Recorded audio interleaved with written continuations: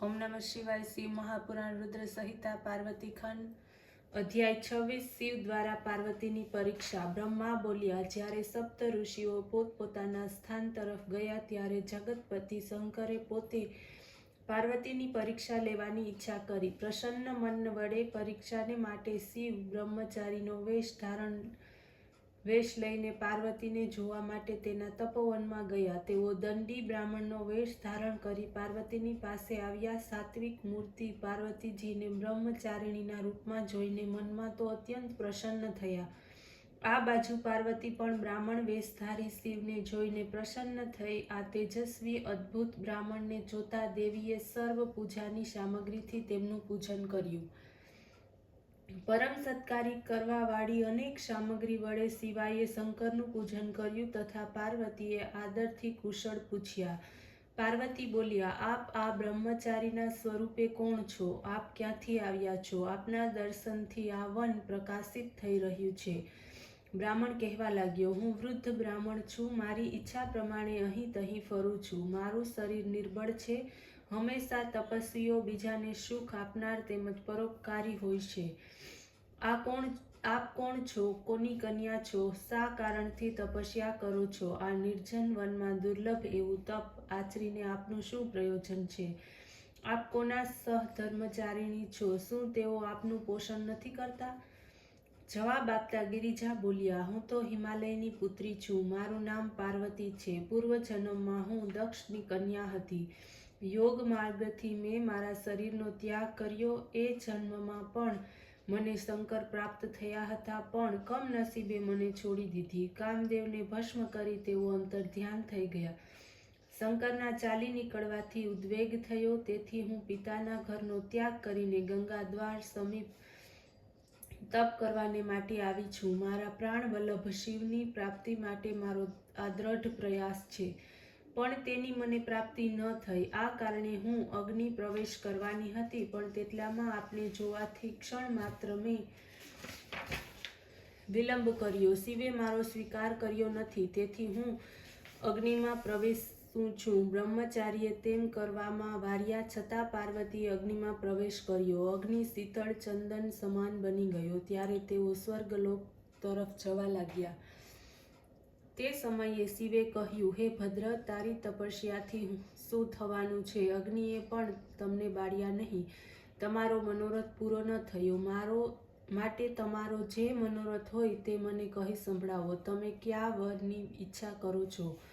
આ સુંદરતાને વ્યર્થ શા માટે કરો છો? રત્નને છોડી કાચના ટુકડાની પ્રાપ્તિથી શું? જ્યારે આ પ્રમાણે બ્રાહ્મણે પૂછ્યું ત્યારે અંબિકાએ તે વિષયમાં પોતાની સખીએ પ્રેરણા કરી તેના મુખથી સુવ્રતાએ સર્વ વૃત્તાંત સંભળાવ્યો. પાર્વતીની આજ્ઞાથી સખી વિજયાએ કહ્યું, અમારી સખી ગિરિરાજ પર્વત હિમાલયની પુત્રી છે. મેનાથી તે ઉત્પન્ન થઈ છે. તેનો વિવાહ હજુ સુધી થયો નથી.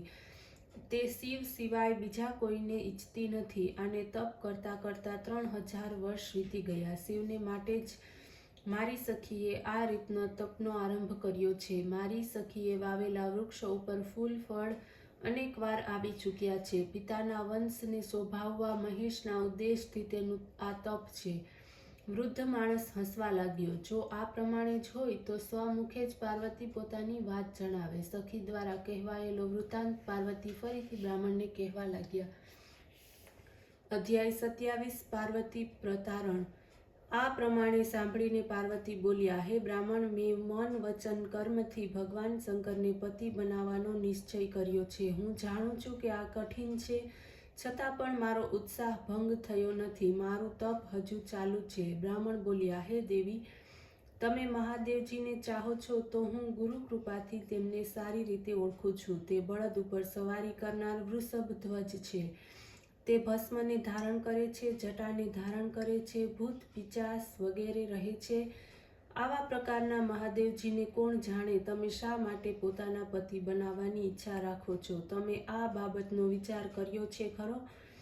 તમારી સમજણ કોણ જાણે ક્યાં ચાલી ગઈ? પહેલા દક્ષ કન્યા સતીએ શિવને જ પતિ કર્યા હતા. દક્ષ ઉપર શિવજી ગુસ્સે થયા. તેમણે કન્યા કે તેમના પતિ શિવને યજ્ઞમાં નિમંત્ર્યા નહીં. તેથી સતી ક્રોધ ભરાયા આ બાજુ તેના પતિએ તેનો ત્યાગ કર્યો ત્યારે સતીએ યોગાગ્નિ દ્વારા પોતાના શરીરનો આગમાં ભસ્મ કરી નાખ્યું. ભલે સતીએ તેનું કયું સુખ મળ્યું. હે પાર્વતી, તમે ભૂલી રહ્યા છો.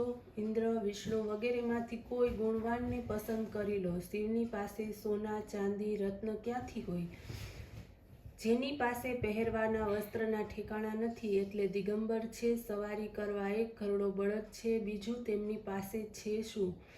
વરવા યોગ્ય તેમનામાં કોઈ ગુણ નથી. બ્રહ્મા નારદને કહેવા લાગ્યા કે આ પ્રમાણે શિવની નિંદા કરનાર તે બ્રાહ્મણ ઉપર ત્યાર પાર્વતી અત્યંત ગુસ્સે ભરાયા.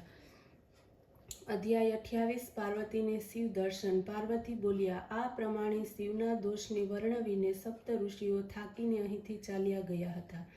હવે તે જ વાત તમે સંભળાવી રહ્યા છો. જેણે વિષ્ણુને પોતાના શ્વાસ માત્રથી જ વેદ ભણાવ્યા તે શંકર જેવા વિદ્વાન બીજા કોણ હશે? જે ચરાચર જગતના પિતા છે તેમના આયુષ્યનું આપને અનુમાન કેવી રીતે હોય? તેમના ભક્તો મૃત્યુને જીતી લે છે. વિષ્ણુ, ઇન્દ્ર વગેરે બધા દેવતાઓ તેમના રક્ષણને કારણે સુખની પ્રાપ્તિ કરે છે. આઠે સિદ્ધિ બધા જ સમયે તેમના ચરણોમાં શિર ઝુકાવીને ઊભી રહે છે. શિવનો મહિમા વર્ણવી શકાય તેમ નથી. સર્વ સમર્થ શિવની નિંદા કરનારને ક્યાંય સ્થાન મળતું નથી. તેમના સર્વ પુણ્યનો ક્ષય થાય છે. તેથી આપે શિવ નિંદા ન કરવી જોઈએ. મેં આપની પૂજા કરી છે તેથી આ અપરાધને હું ક્ષમા કરું છું. ભૂલે ચૂકે પણ હવે નિંદા ન કરશો. મને વિશ્વાસ છે કે મારા મનોરથને અવશ્ય પૂરા કરશે.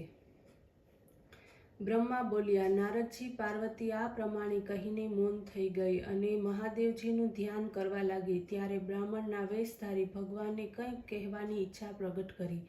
ગુસ્સે ભરાયેલી પાર્વતીએ પોતાની સખી વિજયાને કહ્યું કે આ દુષ્ટ બ્રાહ્મણને અહીંથી જલ્દી કાઢી મૂકો. એ ફરીથી શિવ નિંદા કરવા લાગશે. શિવ નિંદાને સાંભળનારો પણ પાપનો ભાગી થાય છે. શિવ નિંદક બ્રાહ્મણ હોય તો તેનો ત્યાગ કરવો જોઈએ. જો આવું ન બની શકે તો શિવ ભક્ત તે સ્થાનનો સ્વયં ત્યાગ કરે છે. તેથી હું આ સ્થાનને છોડીને અન્ય સ્થાને જાઉં છું. હે નારદ, આટલું કહીને પાર્વતી ત્યાંથી ચાલવા લાગી. ત્યારે તો પરમ કૃપાળુ સદાશિવે પોતાનું મૂળ સ્વરૂપ પ્રગટ કર્યું. શિવજીએ કહ્યું, પાર્વતી, તમે ક્યાં જાઓ છો? મેં તો તમારો ત્યાગ નથી કર્યો. હવે તમે જ મારો ત્યાગ કરી રહ્યા છો. હું તો તમારા પર અત્યંત પ્રસન્ન છું.